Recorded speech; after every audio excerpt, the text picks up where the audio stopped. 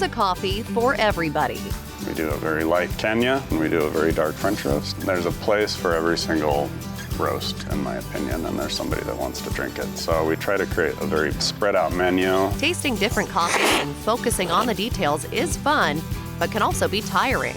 Here we're tasting a variety of coffees from all over the world, but when you go to the countries of origin, you're tasting one mountainside, and it becomes quite hard to really differentiate between some coffees. I want to hear about some of your first days in Eugene at college on your back porch roasting coffee. Yep.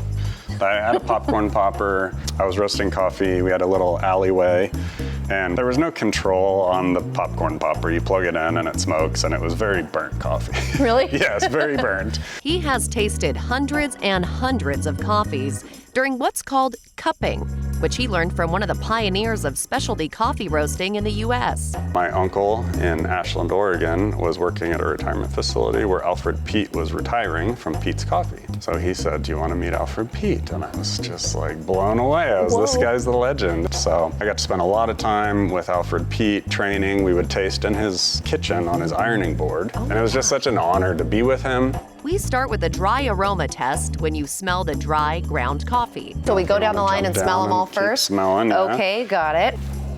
So that's the first farm I ever visited in Costa Rica. That is your coffee you want to drink all day, every day. It's the most comfortable drinking cup, very clean, chocolatey, caramely, nothing wild about it. So you said this is the first farm that you visited? Wow, Yep. What year was that? Probably 2009. Oh my gosh. I had bought just 3 burlap bags from that farm, which is only about 450 pounds.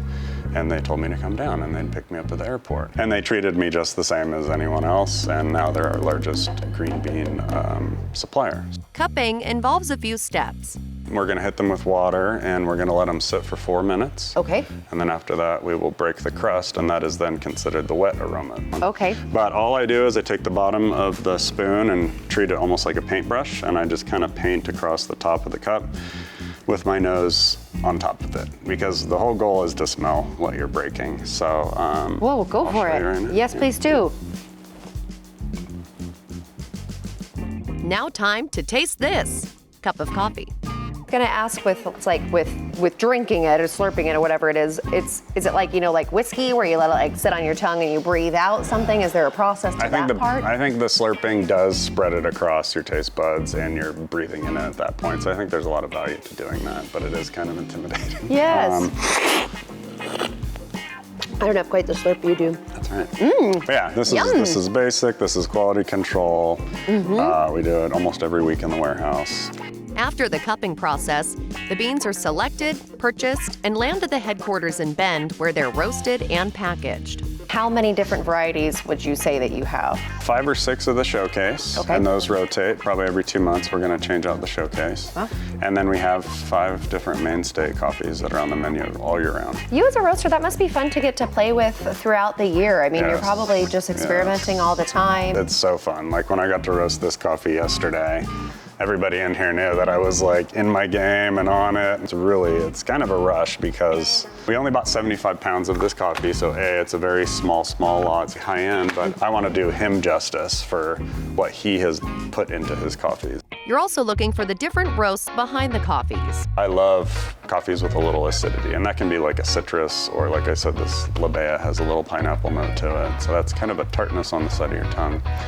And another thing I teach people is mouthfeel. Is it dry? Is it syrupy? But knowing body, knowing acidity, and knowing mouthfeel are really good to know. Probably you and your expertise tell the difference between something that has just been roasted and maybe something that's been Yeah, so that's a good question because a lot of people think right out of the roaster is the best. We try to steer everybody to wait for 2 weeks, honestly. If you can wait up at least 10 days to brew the coffee out of the roaster, the flavors are gonna be there more so than if it was fresh. You can find Backporch Coffee Roaster beans in stores or find cups of their coffee at their cafes in Bend and Redmond. For another edition of Taste This, I'm Emily Kirk.